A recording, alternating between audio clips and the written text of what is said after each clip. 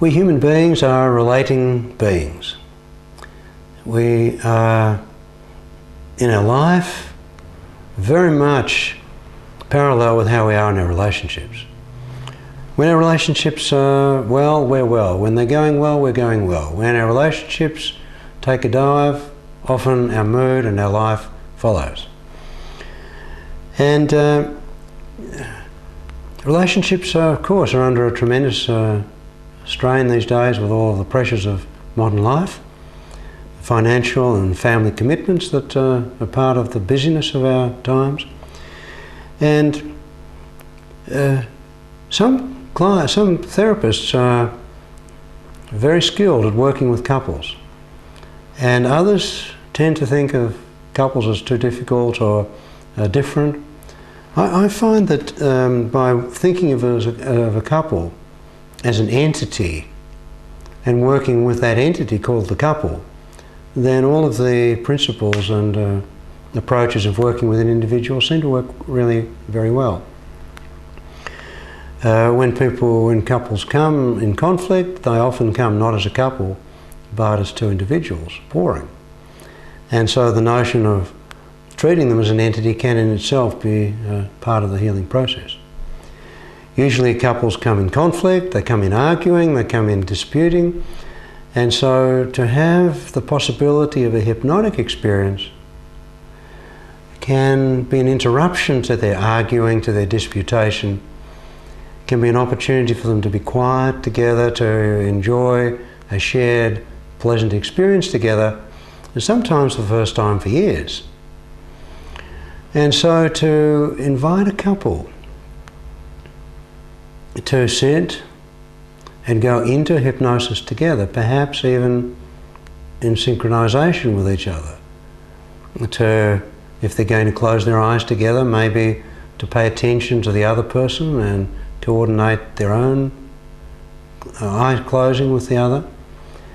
And to ask the couple in hypnosis where they met, where they fell in love, where they first began to really enjoy the other person's company and know that that person was for them. By creating a mood of shared enjoyment, shared pleasure, it can be a delightful interruption to the habitual disengagement and indifference or active conflict that may have brought them into the therapeutic situation.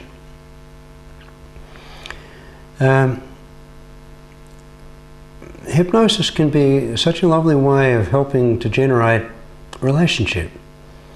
Working with individuals, often after a hypnotic experience, the individual will find that they can trust themselves and trust the therapist more than previously. And so it lends itself ideally to working with couples, where in a relationship difficulty, trust is always a suspect, and anything that's going to restore that trust, enhance that trust, is going to be a very useful part of the healing for the couple. The couple who we're about to share a demonstration with have been together some time, and it was a pleasure to have the chance to share this experience with them and to see how they are able to enjoy the experience together. And I'm grateful to them both for their generosity in allowing us to witness their shared experience. As an aside, some months after this session, they got pregnant. And I'm wondering whether the session may have had some influence there. It's only wondering, but it's nice to know that the possibility of sharing something like we're about to witness can have other effects that ripple outside of the therapy room. So I'm so grateful to each and both of them for their generosity in allowing us to be part of their experience, so that we can, in response to that, somehow notice how we can be more effective with our clients in helping them as couples to heal.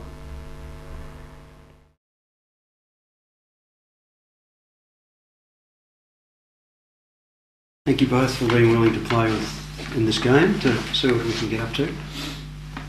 Is it okay to videotape this for future teaching purposes, so that we can maybe follow on from what Julian was saying before about, having a party here, we never know quite what's going to happen and what's going to go on. Can you tell me what the two of you like to do together that's enjoyable? That we can talk about publicly. Yeah, we go walking in the morning. Okay. We do that together, and we enjoy that, don't we, darling? Usually. Don't we, darling? Yes.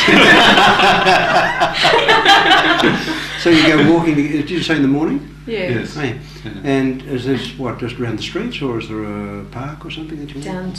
through the St Kilda Botanical Gardens down to the beach, along the beach. And Okay. back home. Oh, lovely. Takes All about right. And 45 minutes. do you do this all weathers, or just when it's nice, or it's raining, do you still go, or you... We haven't done it when it's raining, have we? No, No. sometimes a bit sprinkling, But yeah, most mornings. Most mornings? Okay. And how long do you walk for? So 10 minutes, half an hour? but 45 40 minutes. Okay. Well, 45. Yeah, 45. Excellent. Yeah. Yeah. Terry likes to get home at a certain time. Okay. Mm. Now, because we're just playing here, this is not like you haven't said, you've got a problem or whatever. But is there something that you might want to work on that would be helpful, or not? Doesn't have to Yeah, be. we can, yeah. Yeah, we can talk about that. Yeah. Oh, yeah. What could we talk about? What could we do here that would be helpful to the two of you? Well, I tend to be a little bit more relaxed around the house in terms of picking up clothes and doing the washing and... You mean not picking up clothes? When you say more relaxed? No, I pick them up, but Okay. I might leave them there for a while before I pick them up. Okay. And tend to have a few piles occasionally in different And Richard places. likes to pick them up just before they hit the ground? Yeah, well, he's a bit more of a, I call him the Zen master. Because he's trying to create a state of Zen in the house where right. everything's clean and tidy. And You get him a rake so that he can rake the carpet and have the patterns and But even Zen gardens have, rocks or something in them, so you could, But anyhow, so you don't mind leaving things there for a while, but you'd rather pick them up. Yeah, I mean, after a week, I think it's reasonable. After a week? So take Yeah. Only Yeah, a I week. mean, and we've got- sometimes a bit sooner than a week. Yeah. I hope it's sometimes a bit longer than a week too. I mean, yeah. So does that cause? I like to use wardrobes, Really? rather than keep them empty. Okay. Oh, the washing machine. Like, we only need to do 15 minutes a day of washing, that's all. All right. So 16 minutes would be. This is the Zen, 15 minutes That's all is it enough. takes. Yeah. 15 minutes a Not 1 day. minute. You're not taking sides here, are you, Rob? No, I'm just trying to understand. But from your point of view, it's like somehow, if you've got wardrobes, why would you want to use the floor? What's the point of having a wardrobe if it's empty? I mean, if you take clothes off, why do you want to leave them on the floor? Why not either put them in the wardrobe or in the washing machine? You know that. That makes perfect sense for me, I'm sure. Anyhow, so you've got your own... How long have you been married, by the way? 18 months. 18 months, yeah. 18 months? Okay. So you're doing all right so far? Hmm. Yeah. I don't know whether you know that comment that someone made when he jumped off a 100-storey building. He says, 100, 99, 98, I'm doing all right so far. Not wanting to be too optimistic. Just wanting to lower the expectations a bit, yeah? Sounds realistic. Well, I thought it might appeal to your Zen. Make an awful mess. But it's a way of somehow learning to fly or float or something rather than just splat. Okay, now you each know how to go into hypnosis. You've been into hypnosis individually. And can you just shift your chairs around so that you're just a little bit more aware of where each other. Sort of, yeah, that's it. Is that okay? Just so that you can be aware of Matt, but in particular, be just a little bit more aware of each other. It's a foot issue thing. Yeah, is it all right to have those bits of your body touching in public? Yeah. Okay. So I wonder if you can notice already something is beginning to change for you in your experience. And perhaps instead of looking towards me, maybe you could look in the general direction of each other. Don't necessarily need to look at each other, but if you could somehow allow yourself to notice the other, perhaps out of the corner of your awareness, or not quite central. And then as you can enjoy that way of that's it, being in this experience, I wonder if you could notice as you are each going into your own experience, at the same time if you can become aware of how the other person is, beginning to show the changes that you could see, that you could perhaps notice in yourself and aware of in yourself.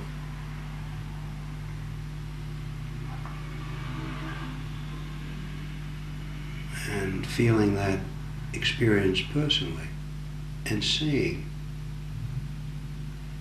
a variation of that experience in the other.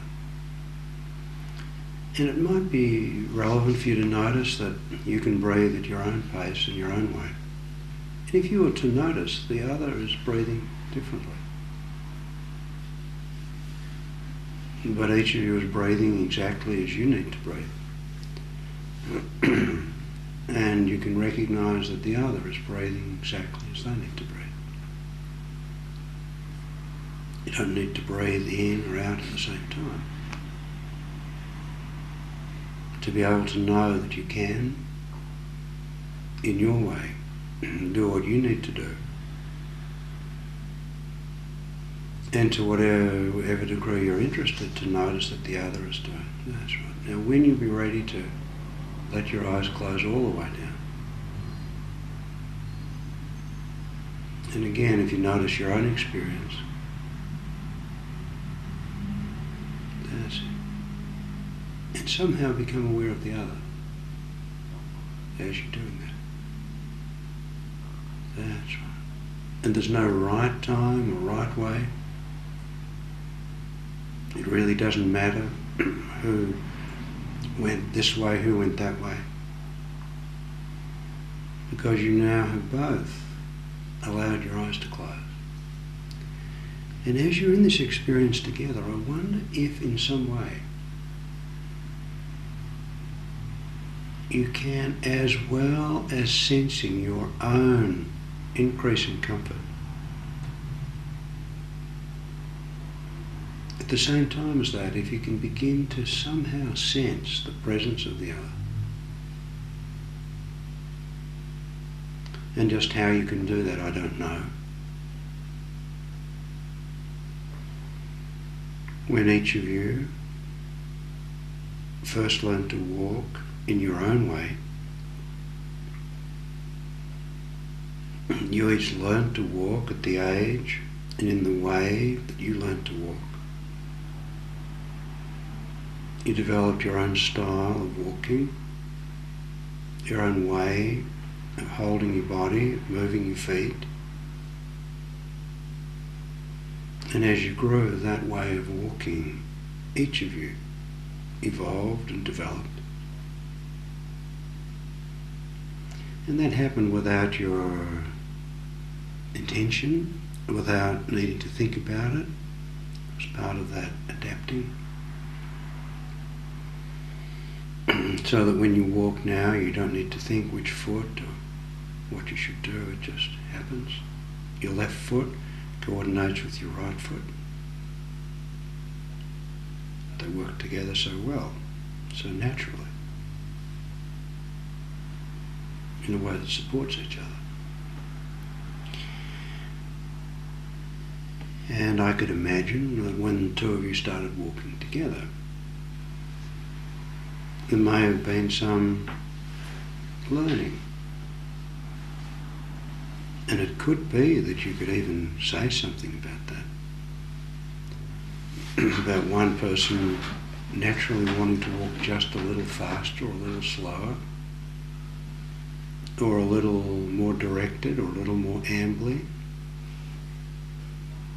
Some might have been wanting to stop and look around, and some might say, no, we're walking here.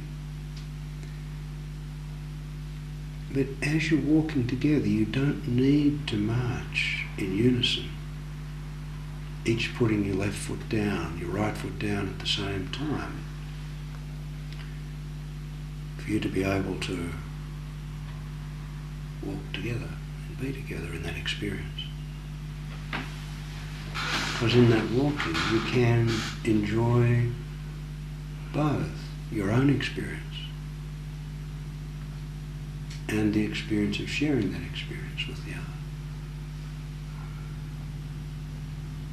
In fact, there can be something about walking with another for a whole variety of reasons that can allow you to enjoy that experience more.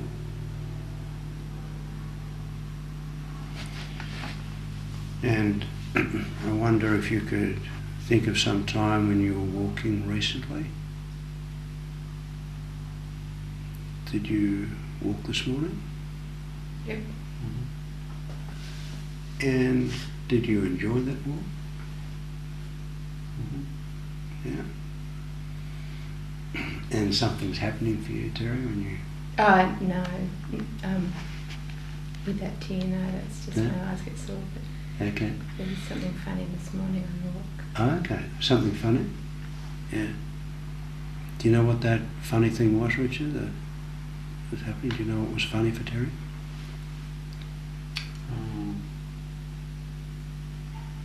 I can't remember. You don't need to remember it.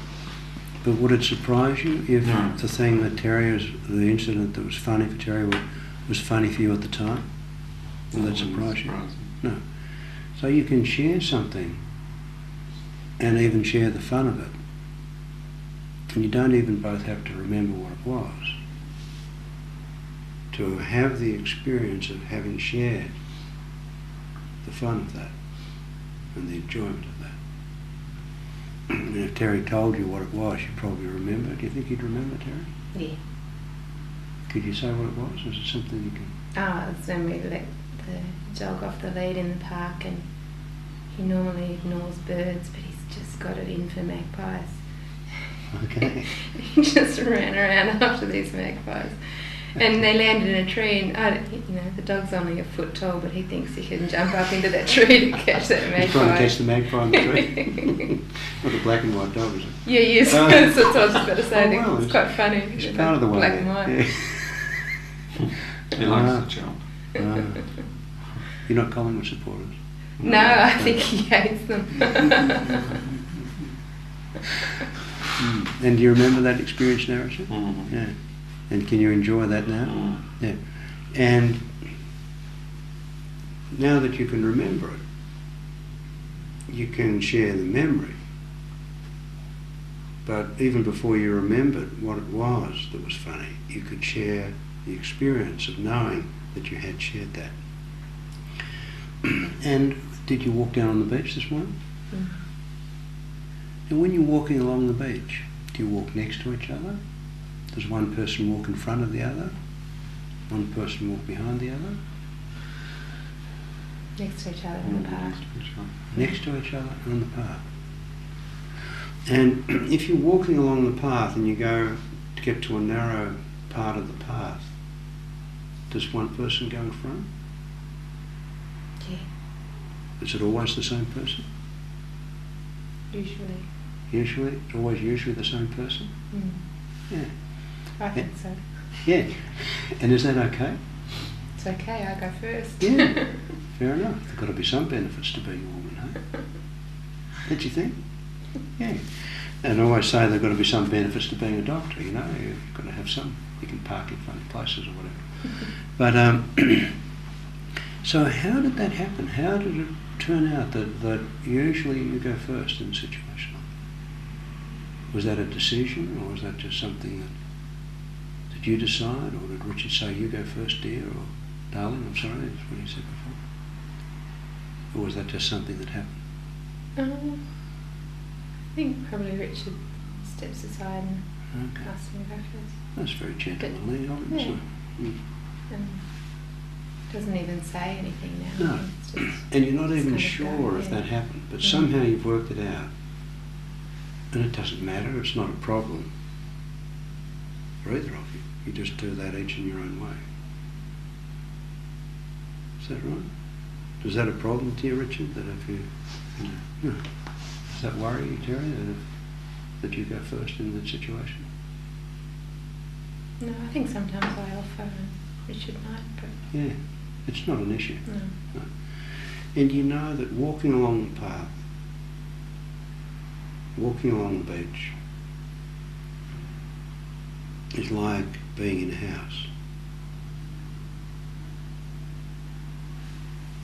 And getting Terry to pick up clothes is like trying to get your dog to fly up into the tree. There's nothing right or wrong about a dog or flying or jumping. And getting Richard to relax about the 15 minutes washing machine is like trying to get those magpies to get down and bark. And the magpies do what they do, and dogs do what they do, and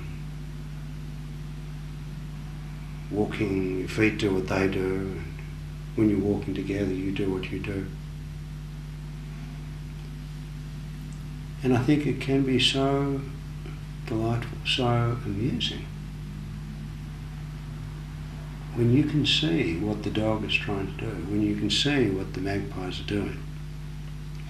You're not trying to change the magpies, you're not trying to change the dog, but you can see that and you can enjoy that and you can share that pleasure. And I think it might be so delightful if neither of you changed anything that you're doing, but that you could have the same kind of enjoyment about the clothes, the same kind of enjoyment about the washing machine as you can have about a dog, about some magpies, about walking together.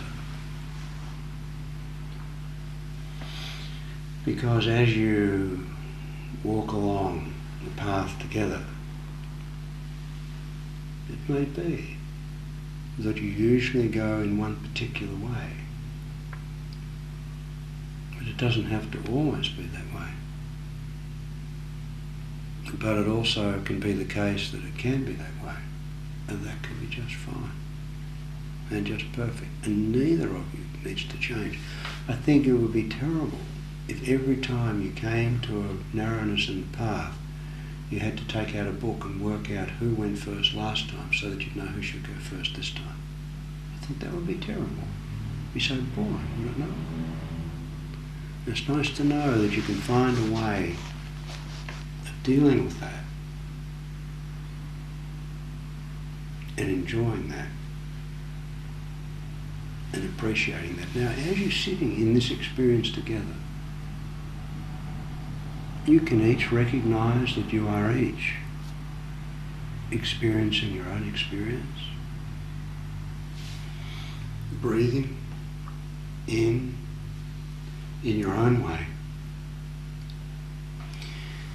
And even though you can be having your experience and you can know that I'm here and how irrelevant I am, and how unimportant everybody else is. You can notice the other. And what's it like for you to be sitting here and be aware of the other's presence?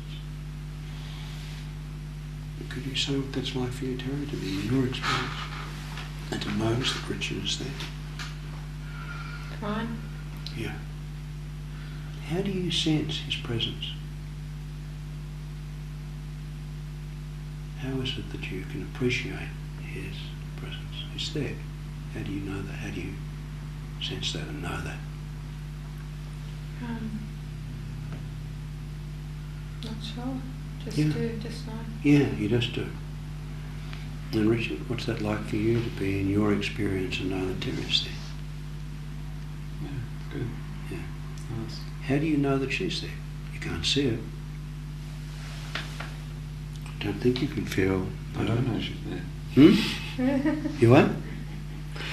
You don't know that she's there? No. No, I get a sense Yeah. that she's there. And what's that like for you to sense that she is there? What's it like? Yeah. That she is there. And she is her. And Richard is him. He's exactly how he is. She's exactly how she is. I think it was on that Mondi tape that Erickson said to every person is like their fingerprints. They're one of a kind. And you can't change your fingerprints.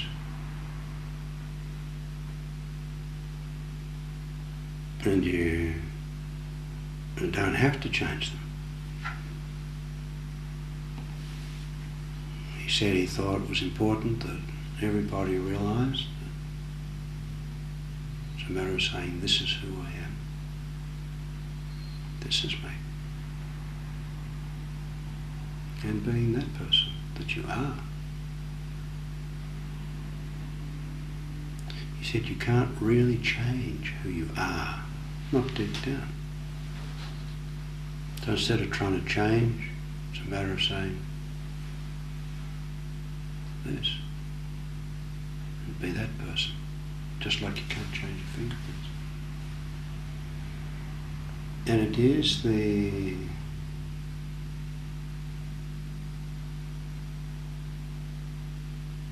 willingness that each of you have to not only tolerate those individual differences, but actually to appreciate them. That will allow you, each of you, as time goes by, to let that appreciation settle. So it really doesn't matter if one person goes first. It really doesn't matter if one person does this, the other person does that. Because you're walking side by side along that path. You're each having your own experience, but you're sharing that. And the feeling of that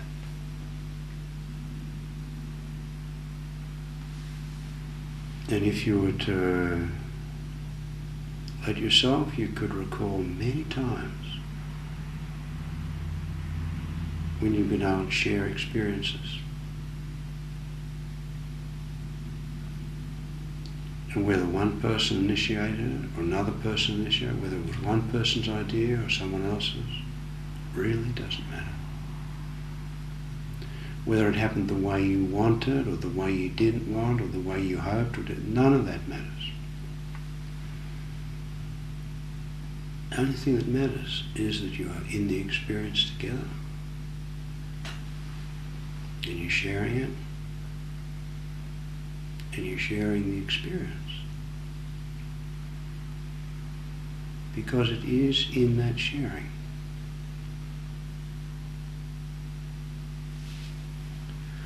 I was listening to Erickson talking with someone, and he said there are 3 stages of loving. A small child says, I love my mummy, my daddy, my dolly, but that's the me in you that I love.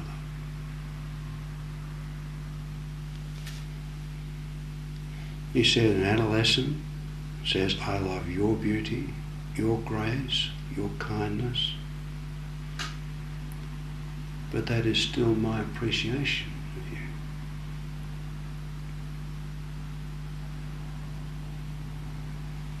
He said, then an adult love says, in your happiness, I'll find my happiness. And that provides the separation of the identities that allows for that appreciation. Now there are so many things that are ahead of you.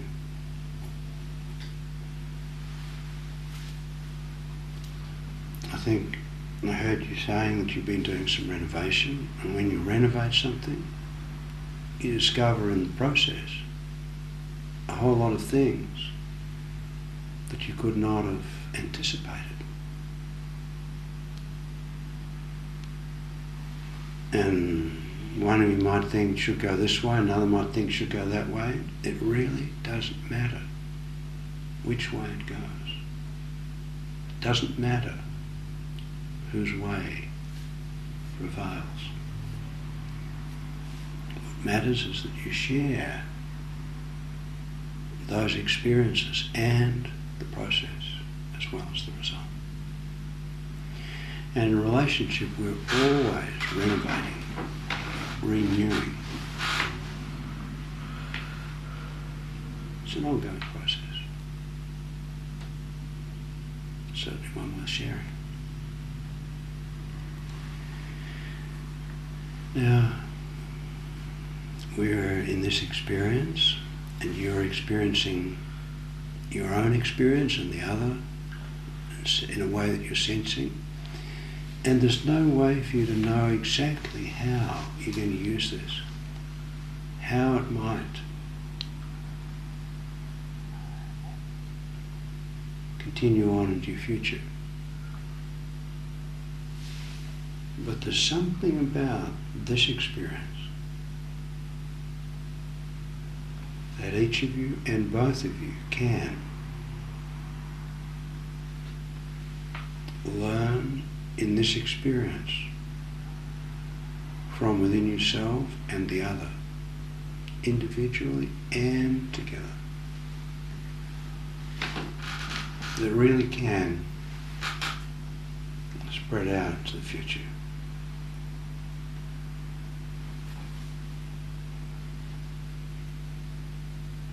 And I can only wonder what it might be like if a number of decades go by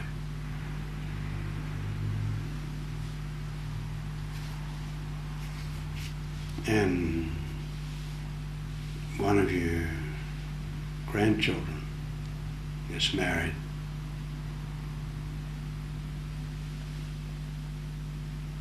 and they come to talk to you and they just happen to mention something about clothes or a washing machine or a magpie. They mention that word and you have an image, a memory from way, way back that might have you smile. Or you could smile without even remembering what it was, but know that it was a good memory, something worth smiling about and sharing.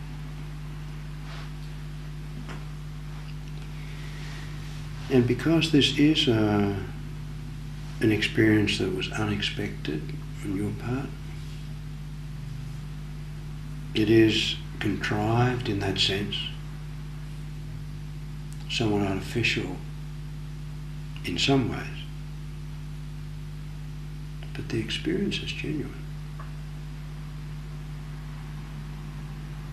And your response is natural.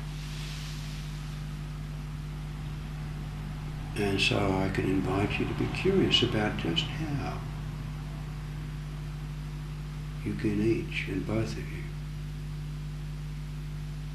make good use of this in some way that doesn't need to be understood, doesn't need to be remembered, doesn't need to be attended to, but can be there nevertheless in a way that you can share together. Now, I'm wondering if there may be something that either of you might want me to say, or that either of you might want to say, or that either of you might want the other to say, or that either of you might want to say to the other.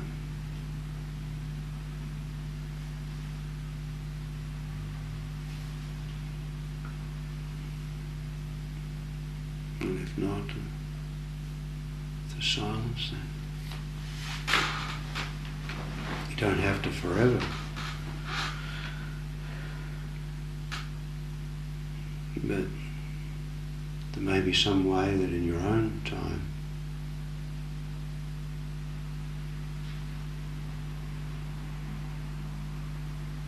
somehow let this experience round itself off, so that when you're ready, each of you, see if you can sense when the other is going to open their eyes.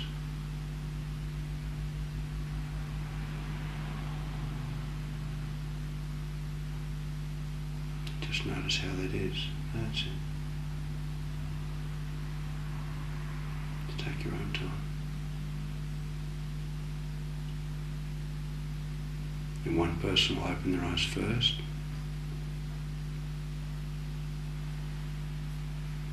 Really doesn't matter who. That's it. Good. And again, it might be nice for you to notice that you're here, each of you, both of you.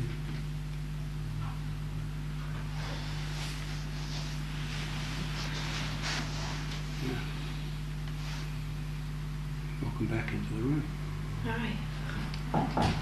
And thanks for being willing to share that experience. You never know, in a relationship when there can be an unexpected intrusion. Opportunity knocks, and it's not a matter of what that is or whether it's good or bad, but how you can be in that together and do it together. Is that a place we could stop? Mm-hmm. That'd be okay. Stop there. Well, thank you very much, both of you, each of you, for being willing to play along with that. Appreciate it. And do you think it's possible that there may be some use in that for you? Think it's possible? Mm. Yeah. Definitely.